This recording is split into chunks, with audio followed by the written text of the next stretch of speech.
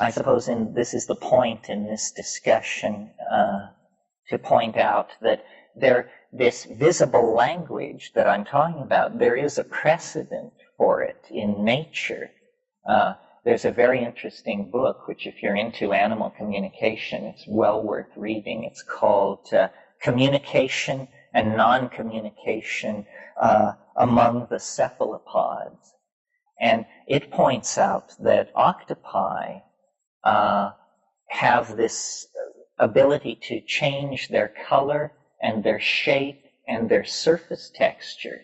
And it was at first assumed that this had to do with camouflage against complex backgrounds, but it turns out that it has nothing to do with that, or very little to do with that, that octopi communicate visually.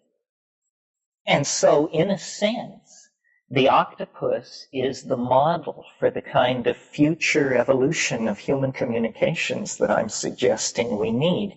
The octopus is, from the point of view of another octopus, a naked mind, an entirely naked mind, because it does not transduce its thoughts into acoustical waves which move across space and are then reconstructed in a culturally sanctioned dictionary. It actually becomes its meaning. It translates syntax into 3 dimensions, and it dances its intent. And the soft body of these creatures allows them to fold and unfold and reveal and hide parts of themselves very rapidly. As fast as we can make speech, they do this. And so this is a potential model for how human beings might communicate. After all, if we were simply naked minds, I imagine us as existing as somewhat filamentaceous creatures in a semi-aqueous cybernetic medium, with us displaying our syntactical intent on our surface. You would become what you mean in that case. And the octopus does that. The reason octopi extrude ink into the water is so that they can form a private thought. It's the only way that they're able to disconnect from the telepathic net. Well, the question is, what about the way ayahuasca is being done in America without icaros and ritual? I've never sat in on an American ayahuasca session. I know they occur in several different styles.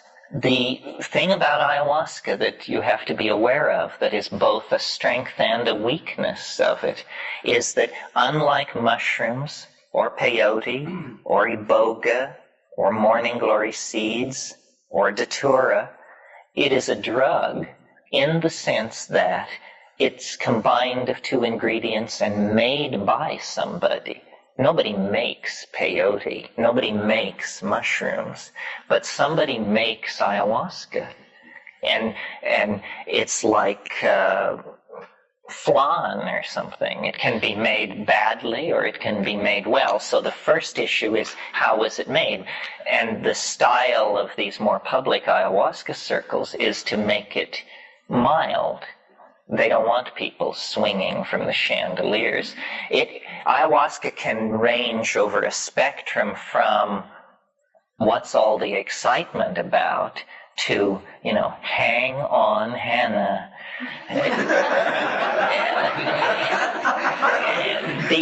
And so, it takes a bit of fiddling to get it right.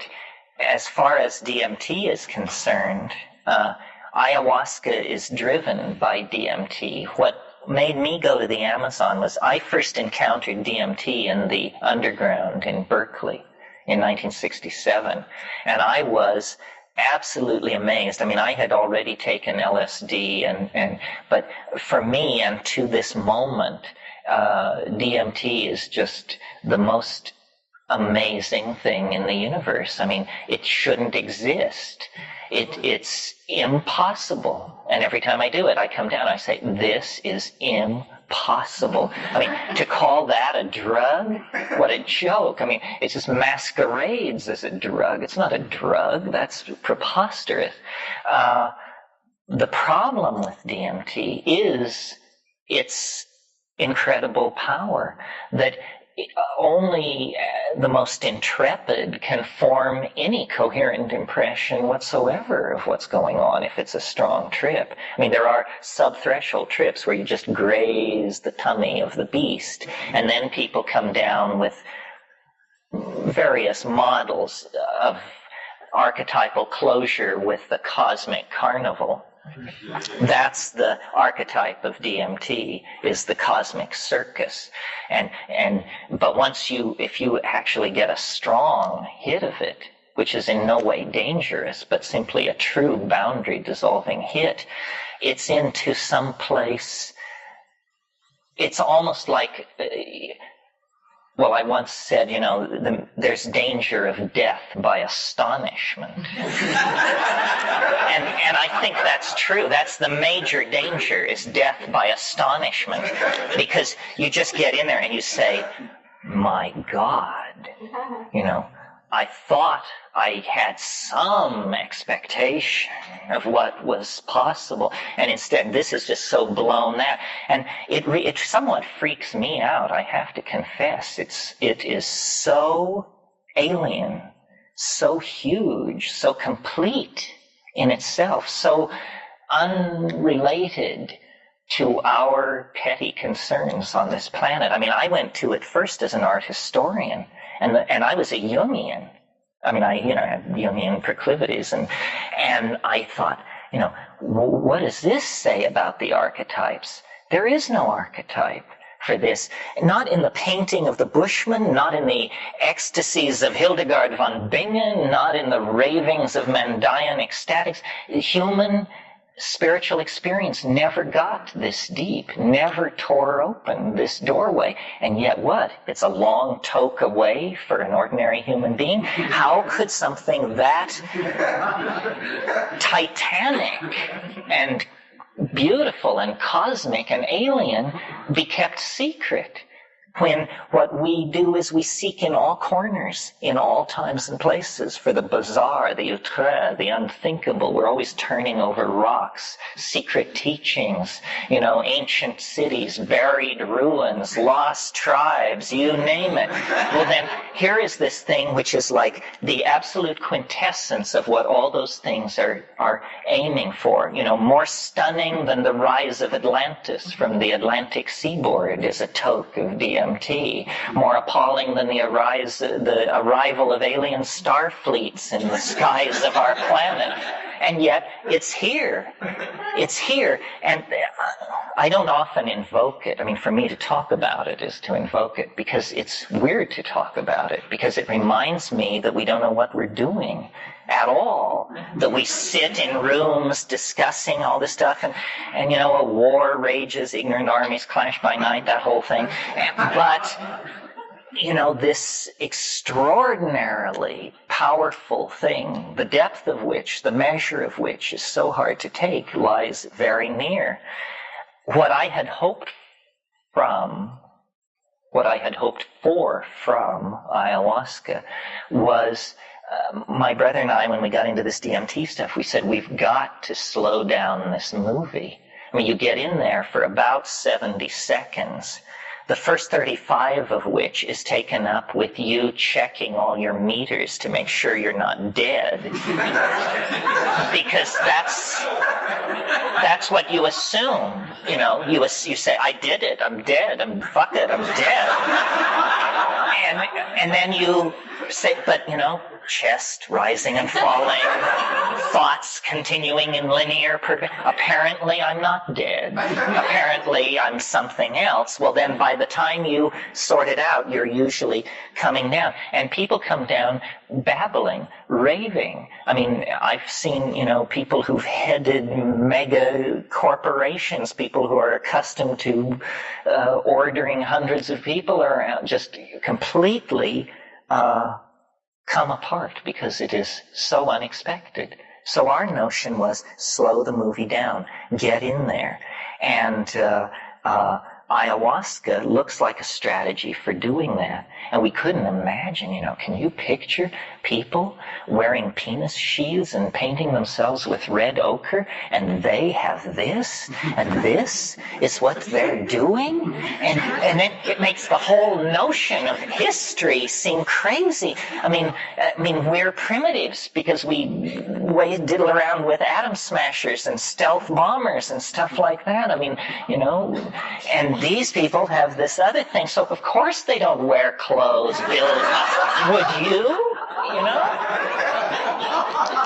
And largely, I would say, what we've learned from 20, 25 years of dealing with this is that our strategy was right. Ayahuasca will let you in to these places, and so will psilocybin. What I've decided, based on experience, is that what I'm interested in is a very tiny subset of all the smorgasbord of possible altered states and experiences that life and nature offer up. That there are many altered states: datura, ketamine, MDMA, endlessly, and then states brought on by ordeal and fasting and meditation. I am only interested as a phenomenologist, definitely more with the attitude of the scientist than some kind of conclusion drawer. I'm interested in this very circumscribed area in organic nature because it's not supposed to be there, folks. It's like a doorway into the previous universe or something. The whole, at the height of Islam in the 10th century, the poets of the Mughal dynasty said of the city of Isfahan in Iran, because of its mosques and architecture, that it was half the world. The Isfahan is half the world. DMT is half the world. The shiny, bright, active, exfoliating, and bizarre part. Well, then, we then are poised in this strange dimension of diminished possibility. Where are we?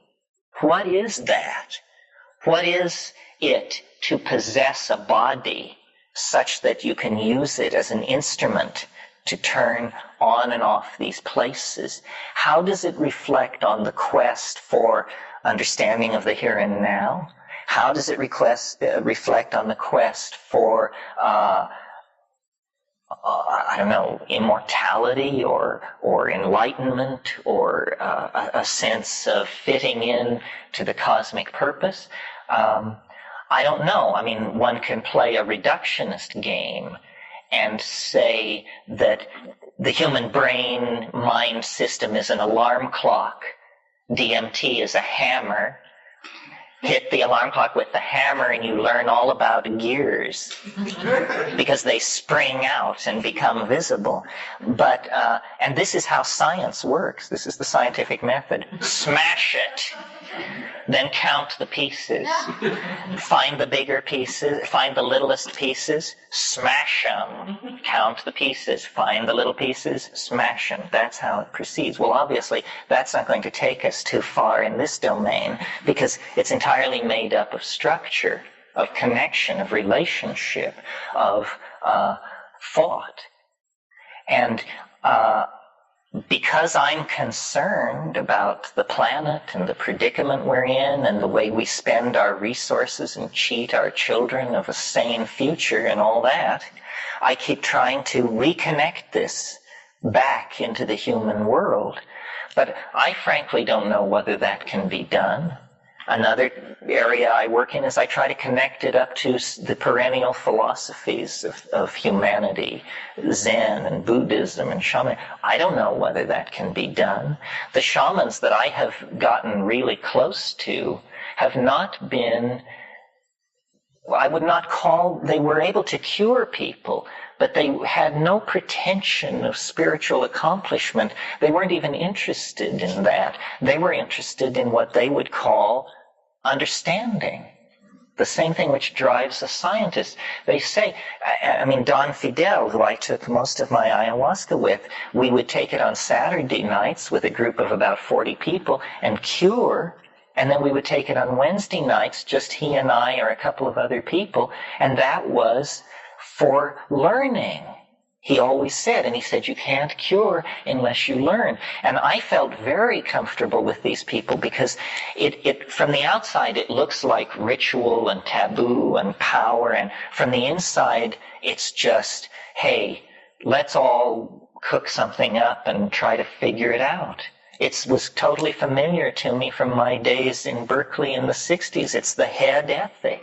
It's cook it up, try it out, try and make sense of it with your friends. And you see, I think it's very disempowering to believe that somebody else has the answer and that your life consists of sorting out a bunch of options to try and find this person who has the answer.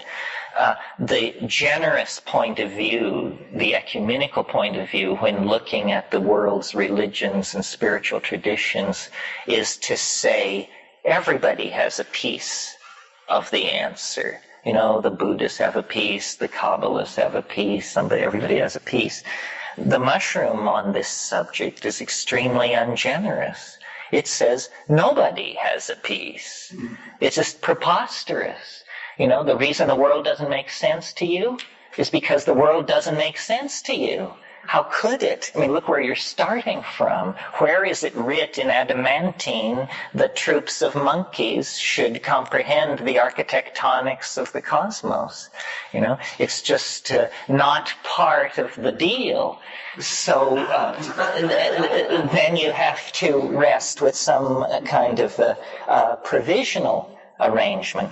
But I somehow think that the forced evolution of language is how we're going to work our way back into taking care of our planet, and that psychedelics are the catalyst for this. They show us, number one, that there is a transcendent other, which I certainly didn't believe there was till I took psychedelics. I mean, I was raised Roman Catholic. I spent a lot of time deconditioning myself from the transcendent other and embracing a kind of materialist agnosticism. Well, that lasted 15 seconds into the first DMT trip, and then that had been vaporized for all time.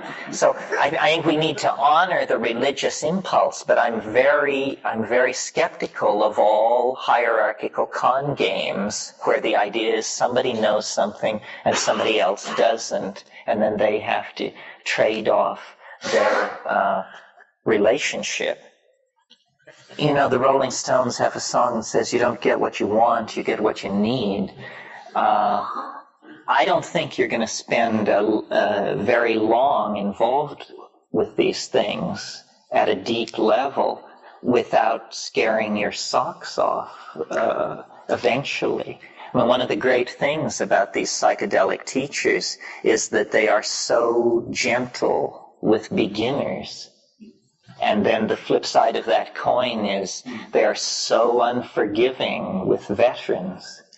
And I don't know. I mean, I have hard trips often. And the way I explain it to myself is, you know, I pretty much accept Rupert Sheldrake's notion of the morphogenetic field and feel like the psychedelics amplify the morphogenetic field of the totality. And, you know, why shouldn't I have difficult trips? The totality is in such a weird state of turmoil. I mean, you couldn't pay me to take 5 grams of mushrooms in the present circumstances simply because I can feel the riptides in the historical dimension just churning everything into white water. I mean, I'd stay out of the water till it dies down a little.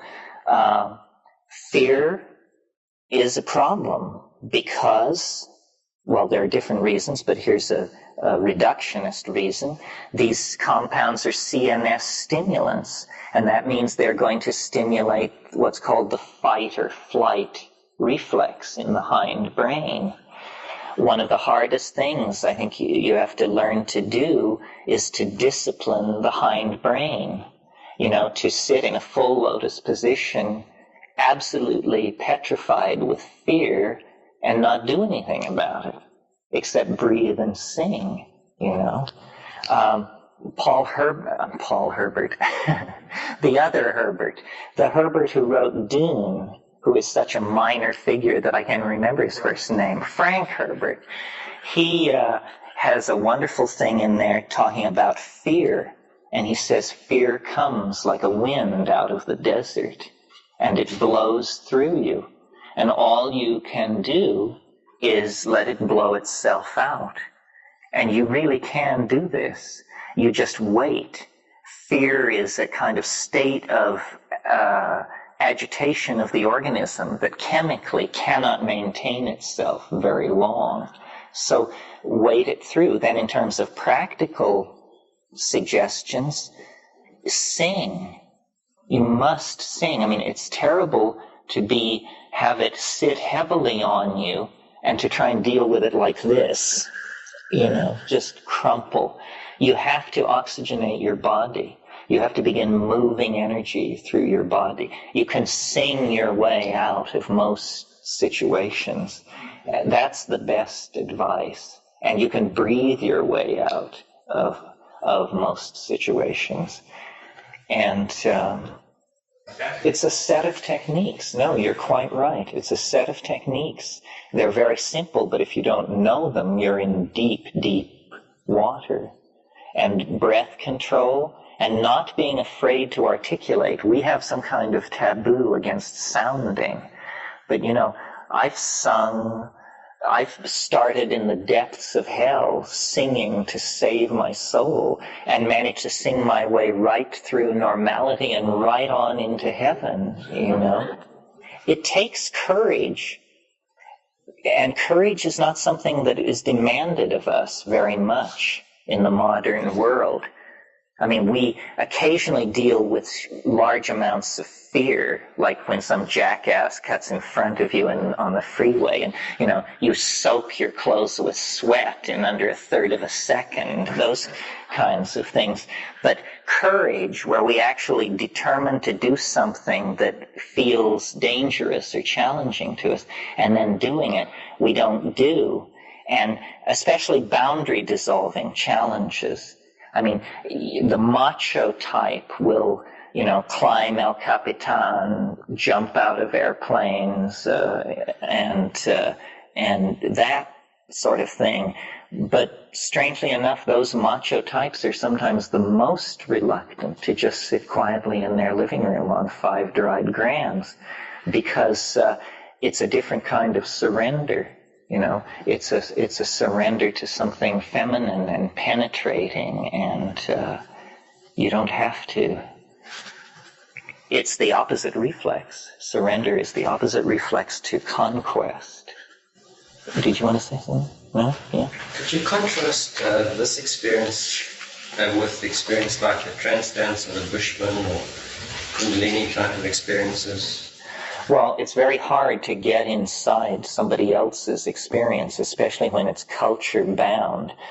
For purposes of operational efficiency, I just have long ago decided nothing works but drugs.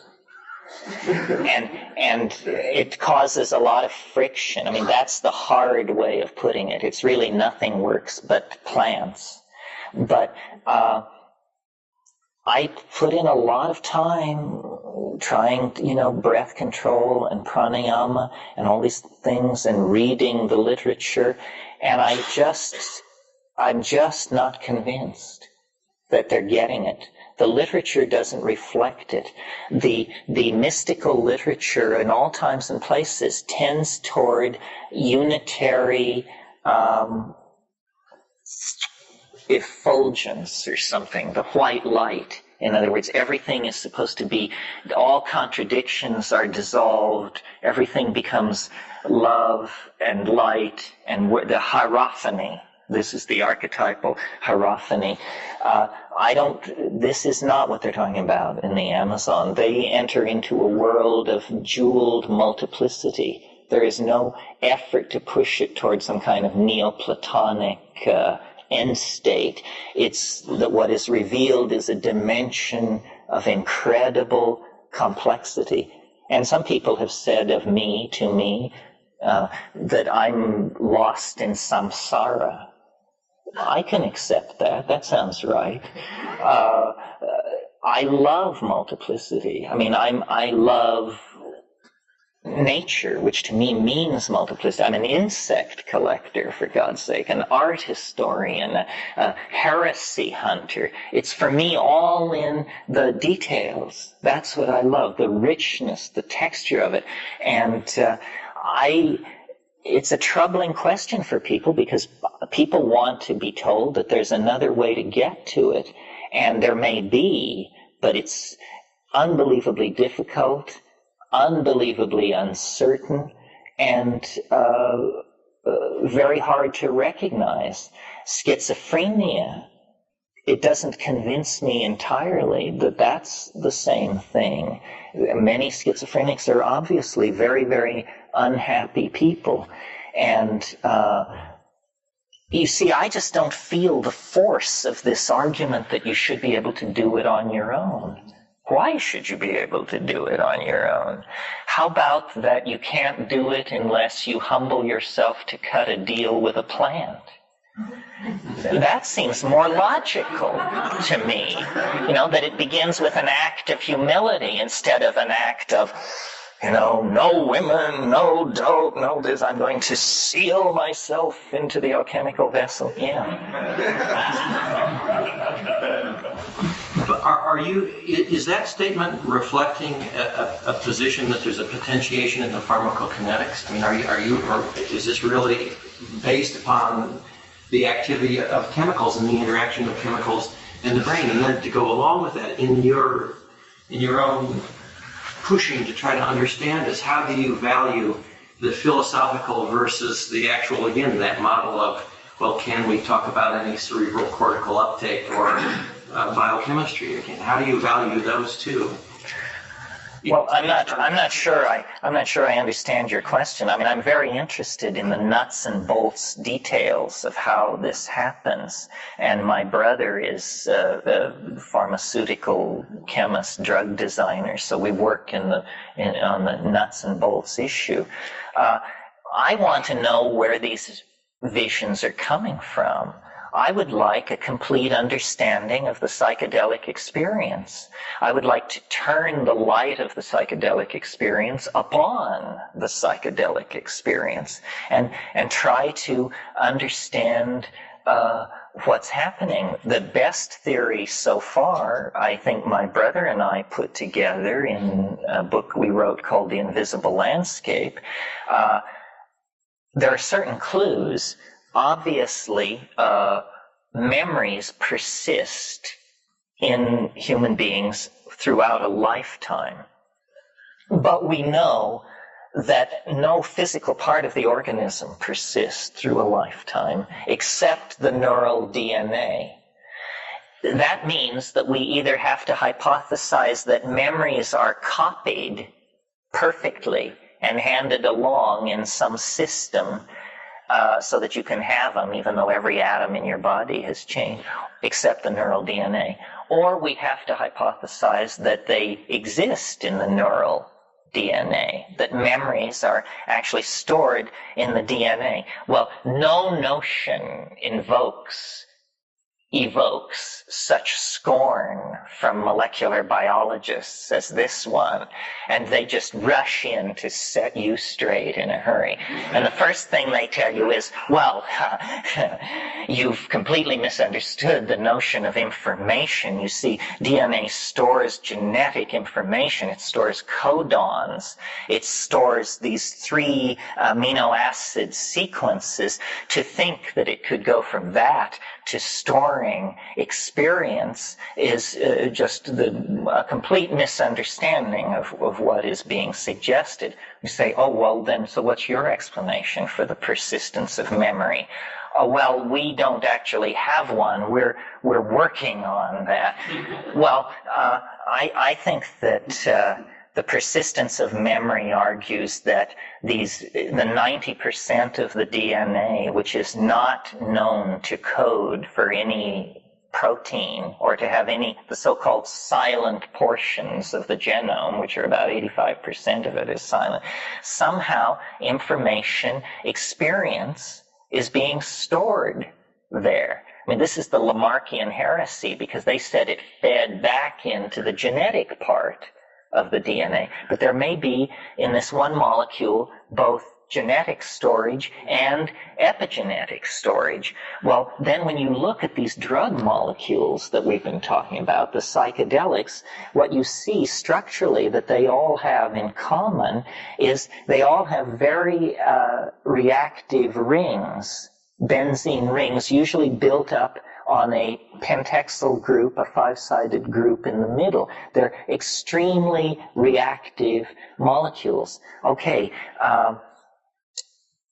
it was discovered in the 1960s that there's a phenomenon that nobody knows why it happens called intercalation. These drug molecules, if we could blow one up to this big, it would be thin. It would be flat. It's what they call planar. And lo and behold, when you look at the dimensions of this molecule against the dimensions of the bond site that lies between the nucleotides of DNA, you discover that this drug molecule can just slip right in there like toast into a toaster.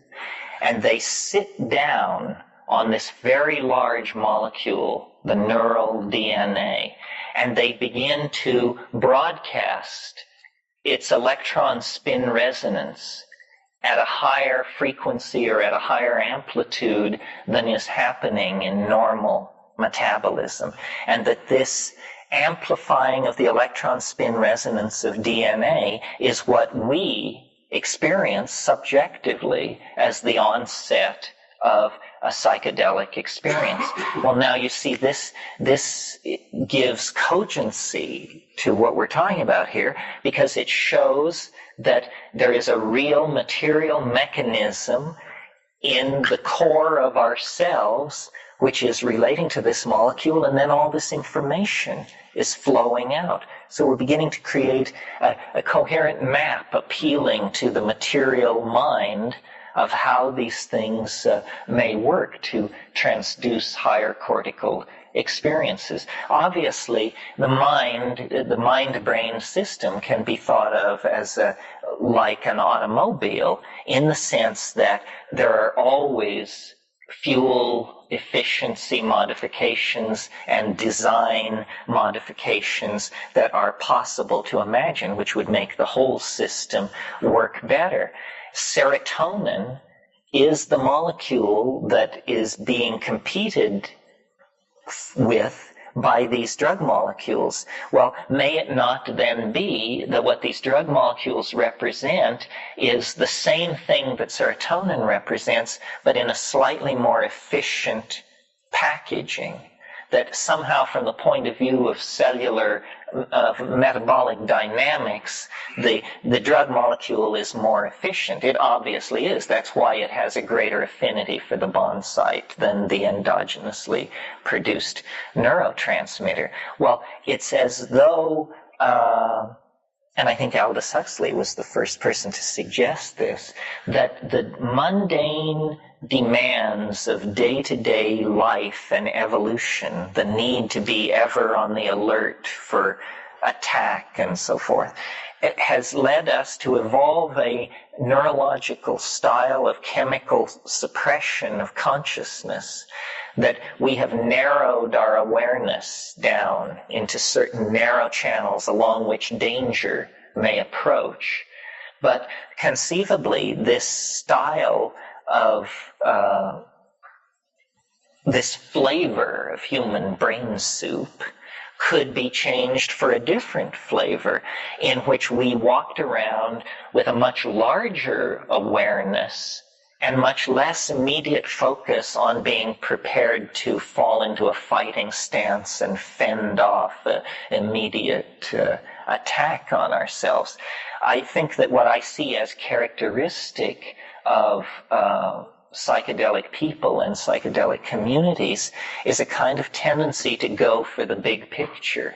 Psychedelic people always are aware that whatever they're talking about is nested in a still larger set of relationships, nested in a still larger set of relationships. That awareness of the big picture could probably be mapped onto what is ordinarily called an awareness of Tao. It's that you don't get down into the little stuff because you know what the I Ching calls the prepotent systems of relationship in which the event is embedded. And that feeds back into the personality, that knowing of that, as permission to relax. You know, you're neither pushing the river nor pulling the river. It goes in its good time, and you always seem to be comfortable and there with it. See, this logos, this vegetable mind that I keep referring back to, it may be nothing more than the voice of our own DNA, but whatever it is, when we do not have it guiding us and cultivated within our personality, then it becomes all up to the ego to figure out. And the ego is a frightened, pathetic, grasping creature and will make a mess of it, you may be sure. Terence? Yeah. In these cultures, in these South American cultures, when are children introduced into the process? Well, this varies. Among the Aguaruna Jivaro, a male child gets his first taste of ayahuasca at 3 days. But it's just a taste. The mother just wets her nipple, but it's to introduce him into and I'm sure the taste, I mean, the immune system is locking on to all that stuff and scripting it in immediately, and for the rest of his life, his immune system will be reacting to that. It varies from tribe to tribe, but it's just part of the ambiance. It's part of the air they breathe, you know. The surface of the forest gives way to the invisible forest. Behind the visible forest is the invisible forest. I mean, they say this to you. And, it's a real question to which I suppose there's no answer. But maybe virtual reality will someday let us know this. I would love to have the hallucinations of a deep forest shaman, because it would tell me how much the content of the hallucination is genetically based and how much is culturally based. Because, for instance, like so often on psilocybin, the hallucinations are mechanistic, highly polished surfaces, consoles, almost glass, crystal, instrumentality of some sort. Well, is that me? Or because then if I take morning glory seeds, then I get Mayan temples and rainforests, but the character of these compounds is very interesting because it's not slightly one way or another. I mean, when you get into these places, it's like the absolute distillation of it. My question really related to where could you see this process being introduced into our culture as far as children. Several mentioned alerts. The process of deconditioning is a big part of this experience, and I presume cultural conditioning. By the technologies we surrounded ourselves with. And so how far down for that conditioning do you see introducing this element as a preventative way of developing as opposed to curative? Well, that's an interesting question. I've thought about the issue of psychedelics in children, but mostly from the point of view of an initiation into the full spectrum of possibility that comes at puberty. That's where you are inducted into the sexual universe. You might as well also be given the full set of options. I think that if the society is psychedelic, you don't need to particularly radically restructure it. It will restructure itself. So what's important for me in these Amazonian societies is that everybody gets together and frequently does it. And the children are there as well. At the Bridge conference at Stanford 2 weeks ago, there was a women's panel about women and psychedelics. But my God, this is such edge stuff. I mean, psychedelics are edgy enough. And then you add in the issue of giving them to children. Anyone willing to stand up and say they think children should be given psychedelics is in real danger of having their children taken away from them. And that's the kind of society we're living in if push came to shove. So it's touchy. You mentioned a little while ago about timing with taking something like mushrooms. What kind of circumstances or things you weigh out to determine when you would want to go into an experience? The basic rule is I think of it as diving. So the surface of the water should be calm before you undertake diving. And that means, just a certain amount of psychic turmoil has to be pushed to the walls. This is maybe hard advice to hear because many people maybe take psychedelics at the height of psychic turmoil as a way of finding their way out of it. I've done that too, but I'm too old for that malarkey now. If I've got psychic turmoil, I'll just sit with it. Yeah. Is ayahuasca just a better delivery system for DMT than smoking? Is that why it's used? It's because when you try to smoke something, it's harder to tell how much you're getting? No, it's not that it is a better delivery. It's slower. Ayahuasca, you can actually make sense of it. Ayahuasca and mushrooms are very interesting in their contrast because the amazing thing about the mushrooms, the unique thing about them is that they speak English, they talk to you, they will answer questions, they will carry on conversations, so forth and so on. No other thing in my experience speaks not like that. I mean, there may be at the height of some crazed trip, some brief something or other.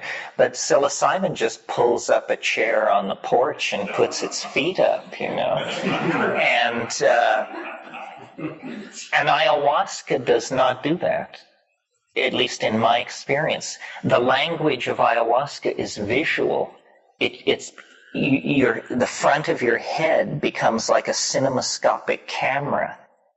After a good 5-hour ayahuasca trip, you just feel like your eyes must be bugging out of your head. I mean, it's like going to Madison Avenue with money. You have done so much looking. Just look at this. I mean, your eyes hurt from so much looking because it speaks to you in this visual language and it barely ever makes a sound and certainly no linguistic sound. So why these things have this different presentation? And then, of course, the thing about DMT that I should have mentioned that is the most astonishing, appalling, and the definitive characteristic is that for a lot of people, myself included, you burst into a place that is absolutely swarming with some kind of intelligent life. I mean, I call them self-transforming elf machines. It's definitely an elf place. And, you thought you were going to get the white light, or you thought you were going to get an Huxley-esque aphorism on form and void. And no, you got 16 elves trying to climb inside your clothes in this broom closet in hyperspace that you've broken into. Very odd. And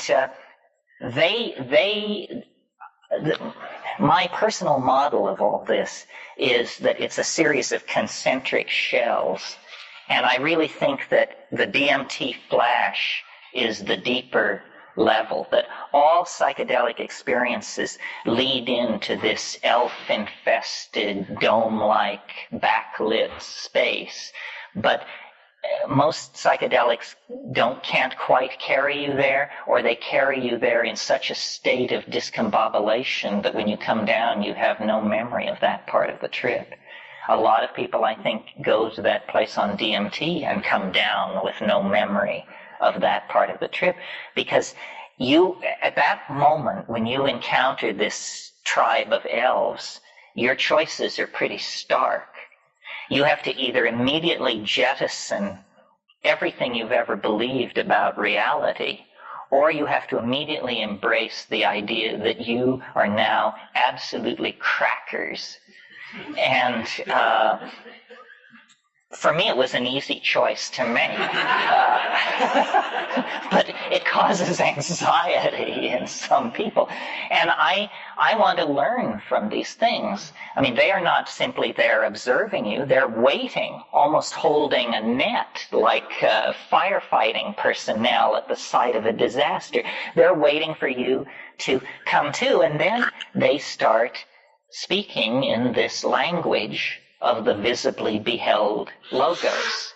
This is where it is most concretely beheld, that these elves things, which look like jeweled, self-dribbling basketballs or something, are all around you, and they sing. They make sound in these crystalline, high-pitched, warbling voices, and that condenses into the air as objects and words and other little beings.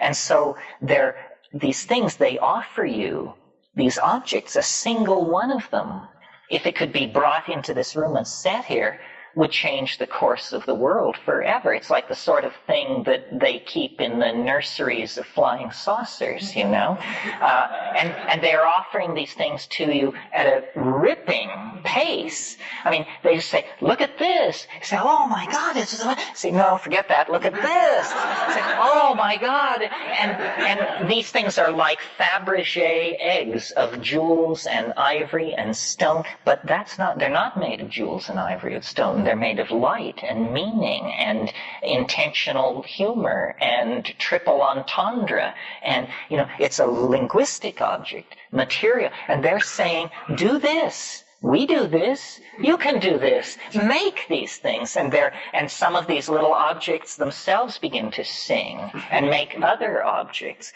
And this is all, what has happened is you have burst into the hall of the Mountain King. These are the demon artificers. These are the elves making their transdimensional toys. Why? Hell, who knows why? Just to have arrived there is accomplishment enough.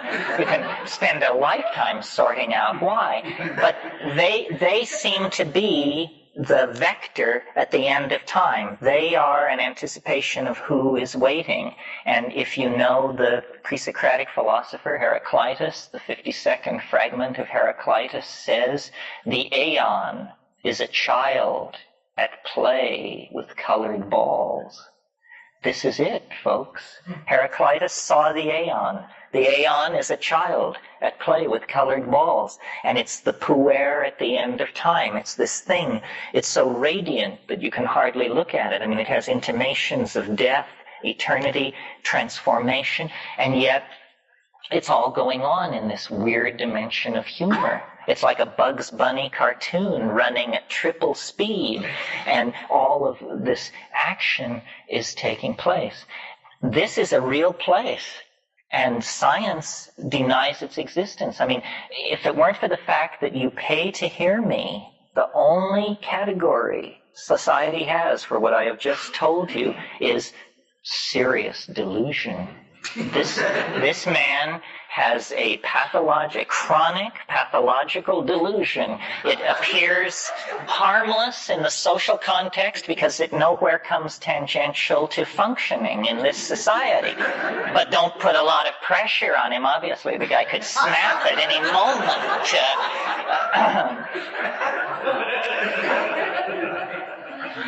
Yes. Are morning glories just morning glories? Seeds? Is this a test? Maybe the plants, the flowers? Oh, you mean, is that the psychedelic one? Yeah. I see what you're asking. There are many morning glories, and only a few are psychoactive. But the good news is that one of the few psychoactive ones is this heavenly blue morning glory that's grown as an ornamental. And that was one of the great sacraments of the Mayan civilization and the Aztecs. And it contains ergot alkaloids that will definitely give you a very intense experience. And it's just filled, at least in my experience, with the motifs of those civilizations, Mayan hieroglyphs and that style of that Puuk Hills style of carving. There's also a morning glory called Argyria nervosa, the Hawaiian baby wood rose. It isn't really Hawaiian, it's native of India, but it's a very powerful hallucinogen. And interestingly, it has no history of human usage. No Aboriginal group claims it. This is one of the things I'm kind of interested in, is why one psychedelic plant will have thousands of years of devoted use and another nobody will have ever had anything to do with. Hawaiian wood rose is really quite a puzzle because per unit volume, it's probably the strongest psychedelic there is. You only have to eat about 6 seeds of that. And it does have a cardioactive glycoside that will put your heart through its paces, so be aware of that. I took that one time, and I had this long, extended hallucination based entirely on the theme of sea urchins. I was in this vaulted space that was clearly the interior of a vast sea urchin, and these purple tit-like protuberances were on all the walls and on the floor, and a coach with 6 white horses was being hauled through the space, a coach shaped like a purple sea. It just didn't make any sense at all. You know? So do you, the seeds that come in the package? You have to be careful with those because they've dipped them in a fungicide to make it impossible for you to get loaded on them. So what you have to do is grow them out. You have to devote yourself. This is a good shamanic homework. A summer of growing. I was just about to grow them just because I always loved them. I didn't. So grow them. I've grown them before, but I've never found a seed from a flower. Did they just? Oh no, they'll set seed capsules in the autumn, and then what you do is you let them dry out, string runners for them, and let them dry out on their runners, and the seed cap is a little round swollen thing that has 4 seeds in it. And then gather all this string and dried morning glory and stuff like that, and put it in a big paper bag, and close the bag and beat on it, and all the seeds will detach from the thing, and then you can just pour out a bunch of these seeds. It is sickening. It contains ester coumarone, a sickening agent, but it's quite spectacular. And if you overdo it, it's a big one. It's a big one. There's no question about it. Many of these things are sealed away from abuse, I guess you'd say, by the fact that they're somewhat of an ordeal to take. I mean, they're sickening, or in the onset there's vertigo, or but this is all right. This keeps them sealed away. Yeah. Either from smoking DMT or drinking ayahuasca, is there much of a toxic feeling in your body after it's over, or? No. See, the interesting thing about DMT and ayahuasca is that they're composed entirely of neurotransmitters. The thing that's amazing about DMT is you smoke it. It comes on in 1 minute. It lasts 2 minutes. It's without a doubt orders of magnitude stronger than any trip you've ever had. It lasts 2 minutes. You come down over the next 5 minutes, and 20 minutes after that, there is no trace of it. Not only in your body, but almost as miraculous, there's very little trace of it in your mind. It's almost like it happens so fast that short-term memory can't grok it. So people come down raving, and then 5 minutes later, they don't know what they were raving about. And finally, they have to rest with, it was the damnedest thing that ever happened to me. And don't ask me any more about it, because I don't know. It was very impressive while it was happening. Then if you do it over years, occasionally, if you can keep your courage up, because I find it takes a lot of courage to do it. Maybe this is because I have a surrender problem. But the very thought of doing it brings sweat to my palms. I mean, it's just so unambiguously profound. But you can, by doing it repeatedly, slowly build up an image of what's happening in there. And then this little story I told you about the self-transforming elf machines, that's my composite image of what's happening inside the DMT flash. The surprise is that there's somebody in there, and that they are really interested in you, and the whole thing then begins to take on dimensions that the mere search for psychic health may not have envisioned. Even in the combination of ayahuasca, you don't feel the... No, ayahuasca, I think you can fairly say that in most cases people feel better the day after than they did before they did it. It's the only one I know like that, where there seems to be a net energy gain that is never lost, or if it's lost, it's over a long period of time. But no, you don't feel thrashed after ayahuasca. Yeah. Well, what's the deal then, if you can't remember where you were? What does transform you? You come down, you may not be able to say where you were, but you come down absolutely convinced that you've passed through some kind of cleansing fire. There's no doubt that the dross of some aspect of you has been burned away. And it isn't, you see, you come down in a series of declensions. 20 minutes after it, you may not be able to say very much, but 5 minutes after it, you'll be thrashing pretty hard to try and say something. It's just that it becomes more and more absurd, almost literally before your eyes. It goes from the sublime to the ridiculous. I mean, you go from having the message, which if you could but deliver it, would lead all mankind to glory, to forget it. Over here. The primitive cultures in the Amazon you're with, did they ever take ayahuasca as a group? And you mentioned before that a person, when they do it solely, has a song. Did they ever do it in a group where a group had a song? And I'm wondering what that might be. Yes, they did. There were songs that are culturally sanctioned icaros as well, that everybody knows, and then people develop their own icaros off of that. So, yeah, the people we were with, we would get together in groups of about 30, and I would say a third of the people would be there with a physical complaint of some sort, in other words, to be cured. A third would be there to learn, meaning to trip for tripping's sake. And a third would be there because it was the most interesting thing going on in the neighborhood, and they would just hang out. It would be quite an experience of kind of like undeniable unity you all would experience at that time? We took it pretty much for granted, but considering how much trepidation I would have if I were to take ayahuasca with 30 of you chosen at random, we thought nothing of it. And we were a pretty tight group. The shaman insisted that Kat and I move in with the village, but we were not to come and go from the little town nearby. And so we were part of things 24 hours a day for 5 weeks. And I love ayahuasca people. I think ayahuasqueros are unique people. They have a quality, you can hear it in their voice, actually, that they have attained some kind of authentic status of being that the rest of us are striving toward.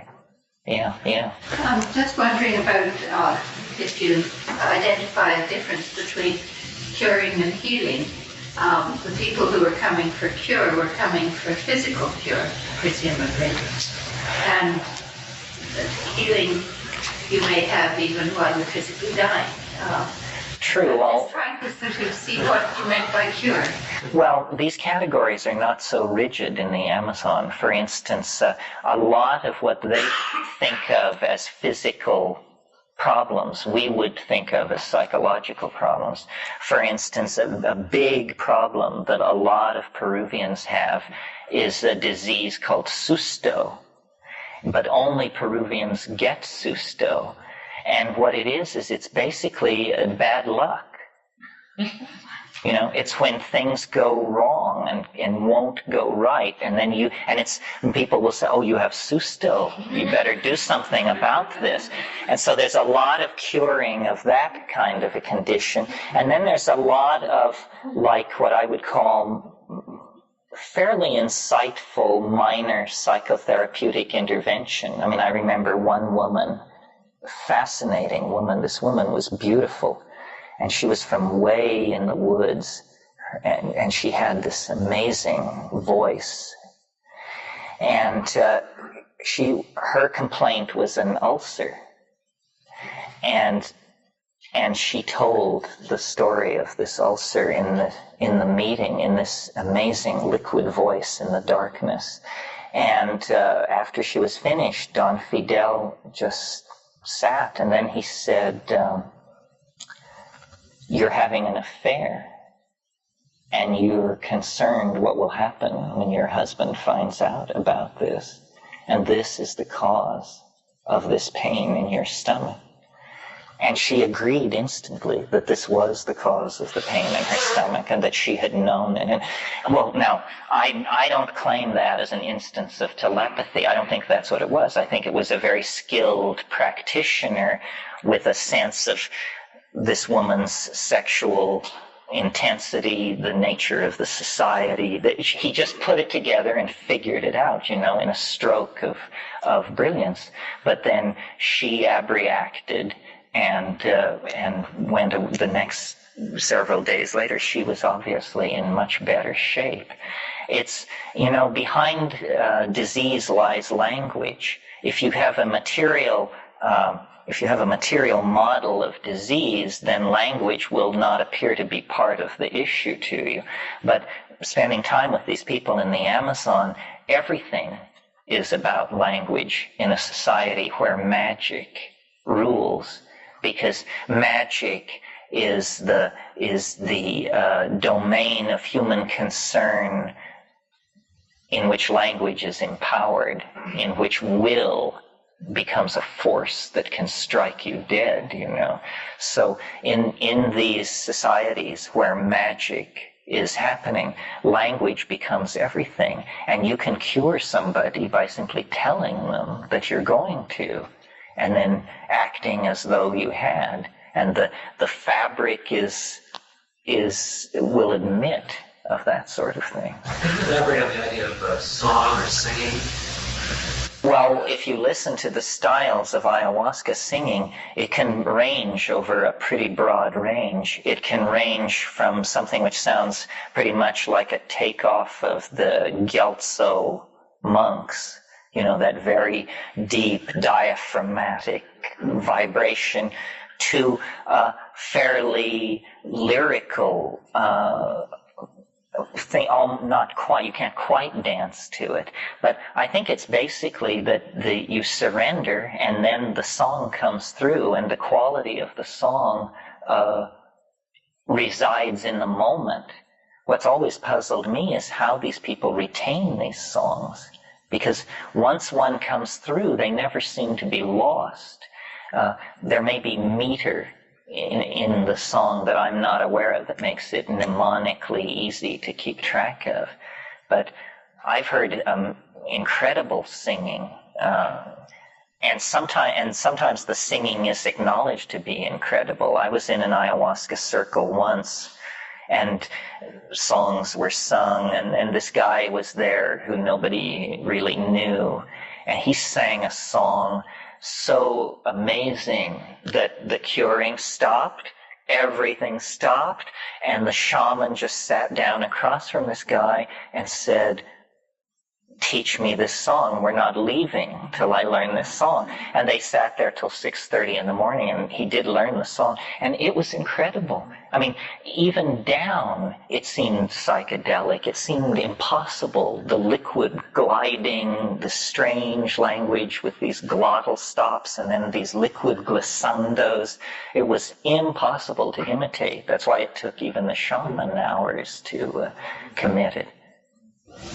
The ayahuasca, the composition. It depends on the area of the Amazon, but it is usually either Psychotria viridis, which is a small bush in the Rubiaceae related to coffee, or it's a near relative of Banisteriopsis caapi in the nearby genus Diploteris cabrerana.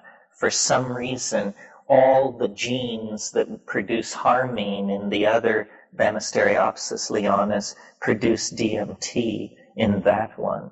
So it's the interplay between these two that controls the visions. Other questions? Yeah. You mentioned the tour a couple times this morning. I was wondering if the effects of that, and if you had any things about administration or preparation or experimentation. Well, remember I said this morning my interests are pretty tightly focused on this tryptamine thing. There are many, many altered states that are possible, and the datura is one of them that's plant-based, that's been traditionally utilized for magical purposes, but that doesn't seem to me very psychedelic. I also think you have to have a certain kind of personality to handle it. My experiments with it were not very happy, and the people around me who were experimenting with it were really getting out there. When I finally decided to put it behind me was when all this was going on in Nepal many years ago. And one day I was down in the market buying potatoes, and I met a friend of mine who also lived in the village, and he had been experimenting with datura for many days. And in the course of our conversation, it came out that he thought we were in his apartment. And then I knew that, he had a serious breach with reality. I took datura metal, Himalayan datura seeds, in my upper rooms at Bodhanath in the Kathmandu Valley, and I found it very hard to engage with in the way I like to engage with these things. You would sit there and nothing seemed to be happening, and then your mind would drift off into a kind of twilight. And then there were these strange wraith-like beings, almost like cartoon ghosts is what they were like.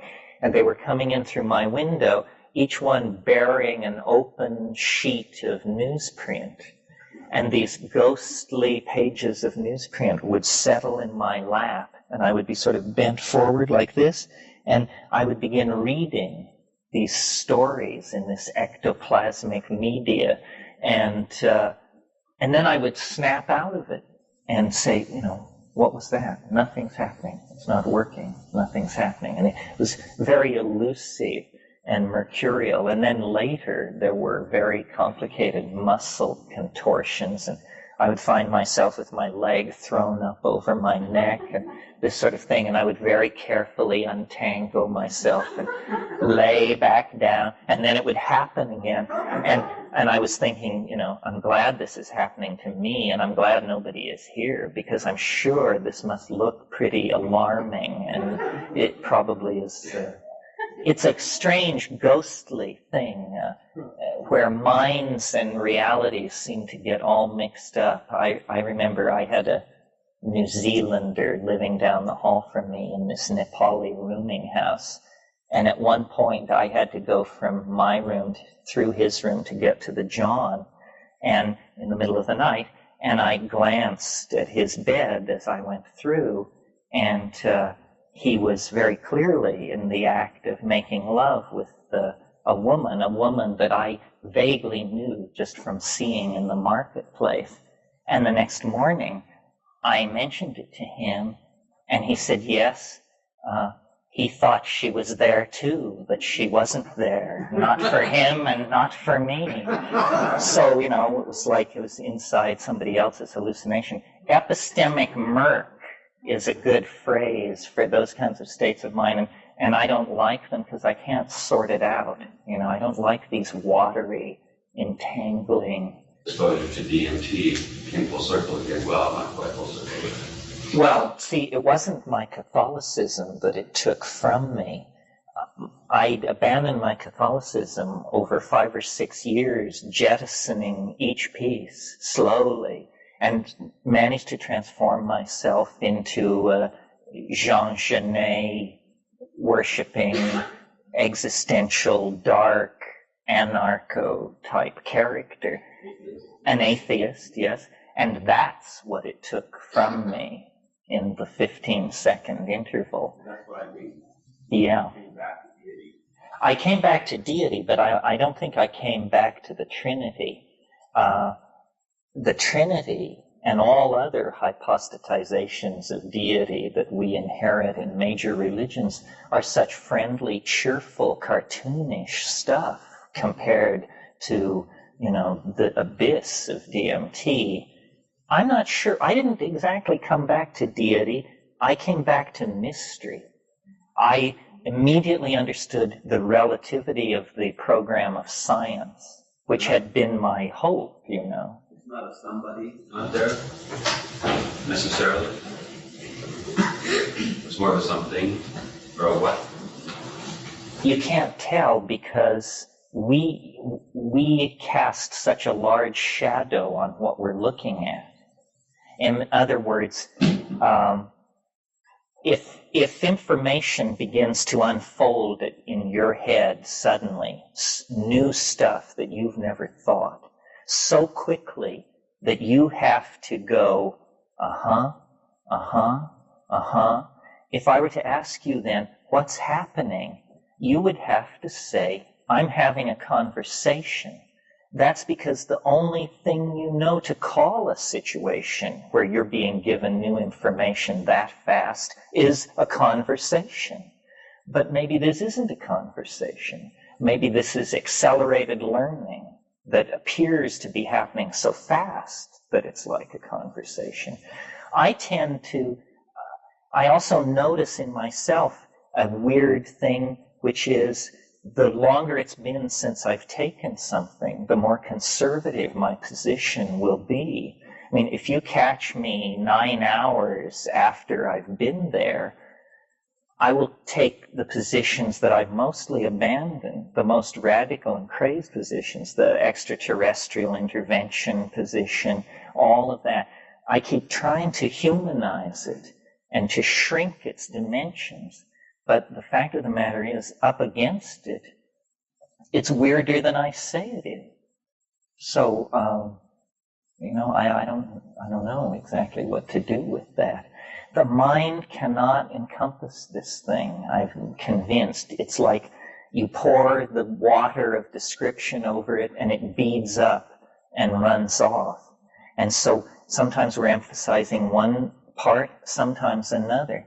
It seems to me it's just the limit case of understanding, and that maybe that's what it exists for, to demonstrate to human beings that there is a limit case for understanding. For me, as a language person and an analytical rationalist and so forth and so on, it's just such an amazing experience to stand in the presence of the unspeakable and to see it. And to say, you are unspeakable. You are not the white light. You're not the unitary anything.